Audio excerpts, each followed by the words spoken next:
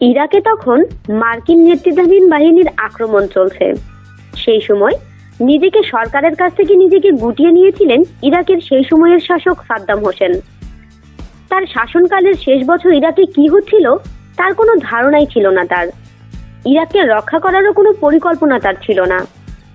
ইরাকে যে ঝড় বয়ে আসছে তার তীব্রতা সম্পর্কেও আঁচ করতে পারেননি তিনি। 2003-এ ধরা পড়েন সাদ্দাম। এরপর তাকে প্রথম সিআইএ অ্যানালিস্ট হিসেবে জেরা করেছিলেন জন নিক্সন।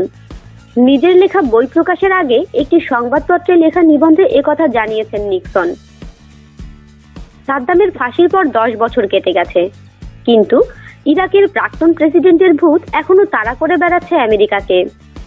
মধ্যপ্রাচ্যে গণতন্ত্র ও স্থিতিশীলতা প্রতিষ্ঠায় আমেরিকার অপূর্ণ লক্ষ্যের প্রতীক যেন ইরাকের প্রাক্তন প্রেসিডেন্ট। 2006-এর 30 ডিসেম্বর বাগদাদে ফাঁসিতে ঝোলানো হয়েছিল সাদ্দামকে। সেই সময়ই মার্কিন প্রেসিডেন্ট জর্জ ডব্লিউ বুশ জানতেন যে ইরাকে আগ্রাসন আদৌ কাঙ্ক্ষিত ফল এনে দেয়নি। ততদিনে মার্কিন বাহিনীর 3000 জনের মৃত্যু হয়েছিল। বুশ তখন আরো বেশি আত্মত্যাগের কথা বলেছিলেন। তিনি জানিয়েছিলেন, আমেরিকানদের নিরাপত্তার স্বার্থে ইরাকের নবীন গণতন্ত্রের অগ্রগতির প্রচেষ্টায় বিরতি দেওয়া হবে না। গণতান্ত্রিক ইরাক গঠনের যে লক্ষ্য বুশ নিয়েছিলেন তা অধরা স্বপ্নই রয়ে গিয়েছে। গোষ্ঠী সংঘর্ষে এখনো দীর্ণ ইরাক, সেই সংঘাত থামাতে পারেনি আমেরিকা। সাদ্দামের আমলে ইরাকের শাসক ছিল সংখ্যালঘু সুন্নি সম্প্রদায়। এখন শিয়া সংখ্যাগরিষ্ঠ সরকারের প্রতি তাদের বিদ্বেষ চরমপন্থী জঙ্গি গোষ্ঠী ইসলামিক স্টেটের বাড়বাড়ন্তে মদত জুগিয়েছে। সাদ্দামের সামরিক বাহিনীর শীর্ষকর্তারা এই জঙ্গি গোষ্ঠীর মাথায় বসেছে।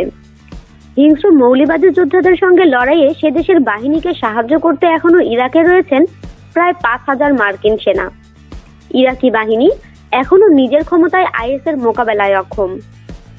2003-এ আগ্রাসনের সময় যে মার্কিন জনতা সোচ্চার সমর্থন জানিয়েছিল, এখন তারাই সেই যুদ্ধের অভিঘাত কাটিয়ে উঠতে পারেননি। মার্কিন বিদেশ নীতিতে চরম প্রভাব ফেলছে ইরাক যুদ্ধ। সিরিয়ার গৃহযুদ্ধে সে দেশের প্রেসিডেন্ট বাশার আল আসাদের বিরুদ্ধে সামরিক হস্তক্ষেপ না করার সিদ্ধান্ত নিয়েছেন মার্কিন প্রেসিডেন্ট বারাক ওবামা। সেই সিদ্ধান্তের পেছনে প্রভাব রয়েছে আমেরিকার ইরাক ব্যর্থতা। এবারের মার্কিন প্রেসিডেন্ট নির্বাচনেও ইস্যু ছিল ইরাক যুদ্ধ। একটা সময় ইরাকের আগ্রাসনকে সমর্থন করেছিলেন রিপাবলিকান প্রার্থী ডোনাল্ড ট্রাম্প, কিন্তু ভোটের প্রচারে ভোল বদলে ট্রাম্প বলতে শুরু করেন তিনি ইরাক যুদ্ধের বিরোধী ছিলেন। নির্বাচিত প্রেসিডেন্ট ট্রাম্প ভবিষ্যতে কোনো দেশ পালাবদল বা দেশ গঠনে অংশ না নেওয়ার অঙ্গীকার করেছিলেন তার প্রচার অভিযানে।